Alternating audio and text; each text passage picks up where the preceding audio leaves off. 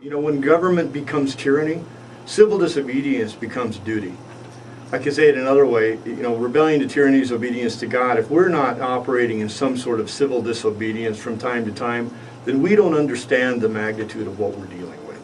Sooner or later, we're going to have to break the law, because when the law is used as a tool of plundering the people, that is not law. That is something that has been made illegal as distinguished from something that is unlawful. So until we distinguish legal and lawful and illegal and unlawful, then we're going to continue to find ourselves, out of respect for the law, backed into a corner that we can't figure out our way out from. Well, here's the thing where I get frustrated, and I get this from people a lot, is, you know, everything, a lot of times we talk about generalities, or we talk about philosophies and things like that, and people are going, that's great, I feel the same way, but what do I do? The point is that there isn't any one person that's going to be able to lead you down that path. You have to find that way and find your own way as to how you're going to do it. And it gets frustrating when people just sit back and they go, okay, tell me what I'm supposed to do. People got to start thinking about this thing. You know, we got to think outside the box. I can't tell people what to do. Everybody, if there's no oppression happening in your life, then you need to resist it. Break the law. There you go. Okay, simple as that. Sooner or later, the law itself has to be looked at as the tool of the enemy. And the laws that are being passed today have come so far off the Constitution, and let me give you an example of what I'm talking about. The government today has been twisted into a mechanism today that is being used by a fascist/socialist agenda to enslave the American people. Now, if we just ignore the fact that they're using the law to accomplish that end, and we continue to capitulate, we'll find ourselves in the same position that the people of Nazi Germany found themselves in. They capitulated to the point where another country, another force had to come in and do the job that the German people should have been doing themselves, which was to resist Adolf Hitler. Nuremberg taught us something. Nuremberg taught us that there comes a time in a government's life when the people are required not to comply.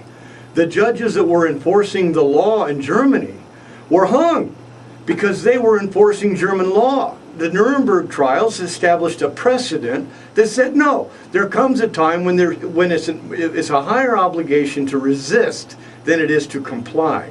So everybody needs to find an area in their life where they feel that the government has overstepped a boundary and disobey. Now that's going to wrinkle or ruffle the feathers of some Christians who believe that we should comply with government because that's what the Bible says. But now those Christians need to come to some sort of reconciliation between the Declaration of Independence that says we have a duty to throw off a government that ultimately whose agenda is to enslave, and Romans 13 that says we're supposed to submit to the government that is a servant of God. You know, there's gonna have to be some reconciling, some contradictions here.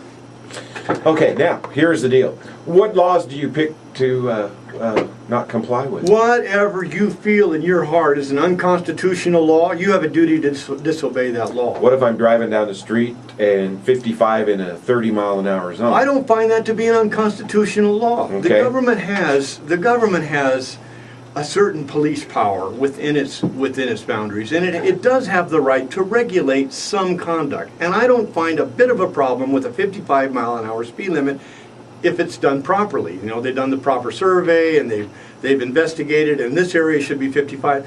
That's the type of regulation that we should honor. But when the government steps over and tries to control our liberty by writing so many regulations that you can't sneeze without having a permit, that's the type of regulation or statute that we should be disregarding. Go ahead and suffer the ramifications. Go to jail, hire a lawyer, fight it yourself, but learn the law. We need to be studying the Constitution and the principles so that we can begin to distinguish when the government has overstepped its police powers and boundaries.